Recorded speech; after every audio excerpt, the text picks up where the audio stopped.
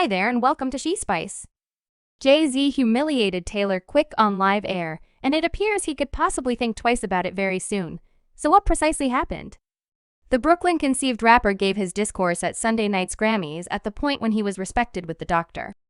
Drew Worldwide Effect grant for his commitment to the music business, with his 12-year-old little girl Blue Ivy remaining in front of an audience alongside him, and Beyoncé looking on from their table in the crowd wearing simply off the catwalk, Louis Vuitton by Pharrell Williams. Jay-Z talked about the significance of his drive and aspiration prior to referring to his 14-year-old significant other. I would rather not humiliate this young woman, however. She has more Grammys than everybody and has always lost Collection of the Year. So even by your own measurements that doesn't work the camera. Then slice to Beyoncé looking marginally anxious in the crowd. Watchers rushed to estimate, assuming he was focusing on Taylor with his comments, who has gotten 52 Grammy designations and won 14 of them, 4 of which have been Collection of the Year. Alternately, Beyoncé has been assigned to 88 cutthroat Grammy grants multiple times for Collection of the Year. Jay-Z has additionally been selected for 88 serious Grammy Awards, winning 24 of them, like his significant other. 6 of his selections have been for Collection of the Year, taking to X previously. Twitter during Jay-Z's discourse, viewers contrasted his tirade with Kanye's, while one fan noticed that men have attempted to set Beyoncé and Taylor in opposition to each other, taking note of the fact that Jay-Z and Kanye West are closest friends again. Basically, she had the option to complete it this time. It's entertaining. Taylor, Quick, and Beyoncé, in a real sense, appear to be one another. Harmful manliness sustains the mischievous female story. Jay-Z, is Emma allowing you to get away from being Kanye #Grammys? Jay-Z simply pulled a Kanye. This acknowledgement discourse is distraught off-kilter. Beyoncé having Taylor and Kanye flashbacks during Jay-Z's Grammy discourse. In any case, Beyoncé and Taylor have been in opposition to one another for 15 years. Last year, the pair kept on showing each other's help as they went to the debuts for one another's show visit films, yet the account that they are fighting has still won in spite of Taylor, demanding that she effectively dismiss it. Taylor told Time magazine last year Beyoncé is the most valuable individual. She's warm, open, and entertaining, and she's such an extraordinary disruptor of music industry standards. She showed each craftsman how to flip the table and challenge old strategic policies. There were so many arena visits this late spring, yet the ones in particular that were looked at were me and Beyoncé.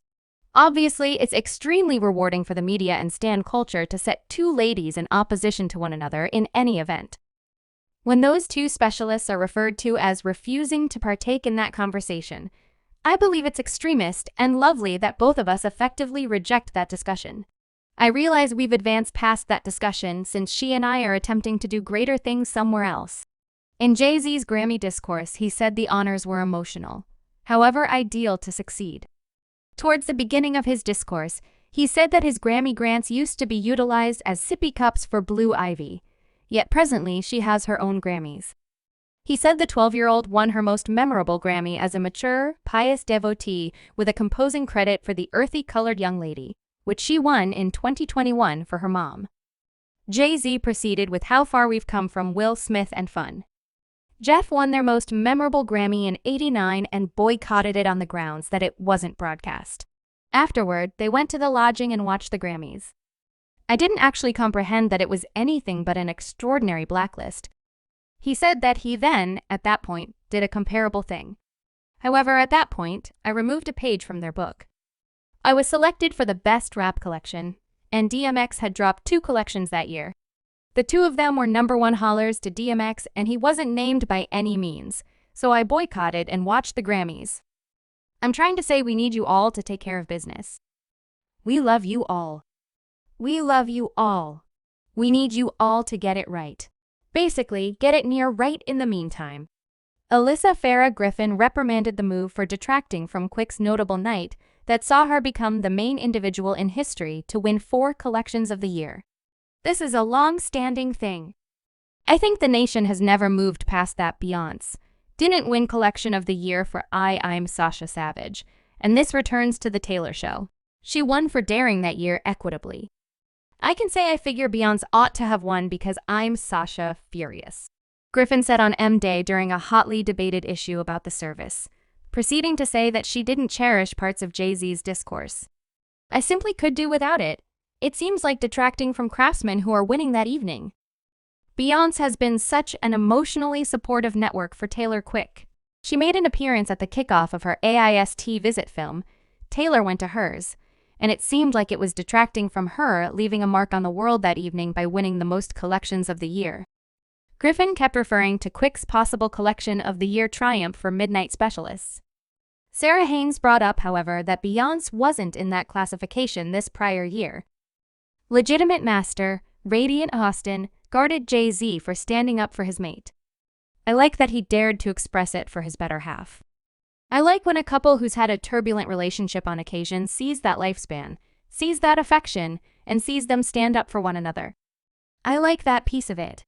I don't realize that it's a good idea that Beyoncé has such countless honors, and never won Collection of the Year Renaissance was only a mind-boggling second for everybody for American culture." She noticed, "I believe there's some kind of error there as far as who this nation chooses is the pop princess, or who this nation makes the assurance for. In some cases, I don't think the nation gets it right." During CBS Grammy service, Jay-Z stood up against the Record Foundation's Democratic history as he talked for the benefit of getting the Dr. Drew Worldwide Effect grant. "I'm trying to say we maintain that you all should take care of business. The rapper said we love you all essentially, get it near right. And clearly, it's emotional. You all don't have to applaud at everything. Clearly, it's abstract since it's music and it's viewpoint-based. However, a few things you know regardless, Jay-Z isn't the main craftsman to go after Taylor Quick. While with regards to Beyoncé, very nearly a long time ago, there came a vast second that will live everlastingly in disgrace. It was the second time Kanye West raged on the VMA stage as Taylor Quick endeavored to acknowledge her honor for the best video by a female craftsman. Kanye West showed up on the honorary pathway of the 2009 VMAs, gripping a jug of Hennessy. In the photos of the honorary pathway, you can see the level in the container dropping step by step as he advances up the rug and beverages. Kanye wasn't playing out that evening. However, he was selected in different classes, and he was situated in the first line as per the board's oral history of the night.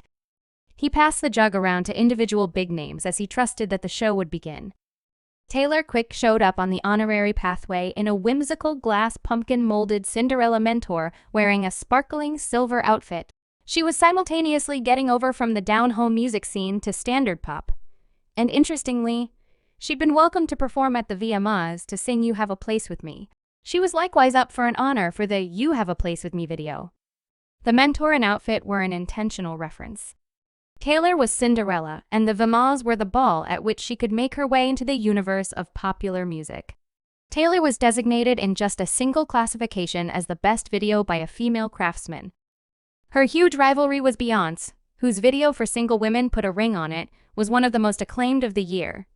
Yet Beyoncé was likewise up for the undeniably more renowned Video of the Year grant, for which Taylor was not selected, so when Taylor won the Best Female Video grant before the function had even arrived at its most memorable business break, a great many people didn't decipher her success as Taylor conclusively beat Beyoncé. All things considered, Beyoncé would get her second after the fact in the evening. However, Kanye differed, and this is the very thing that happened. Taylor made that big appearance in her silver Cinderella outfit to acknowledge her honor from Shakira. "Many thanks," she said. "I generally envisioned what it might be like to perhaps win one of these sometime or another, but I never thought it really would have happened. I sing bluegrass music, so thank you kindly for giving me the opportunity to win a VMA grant."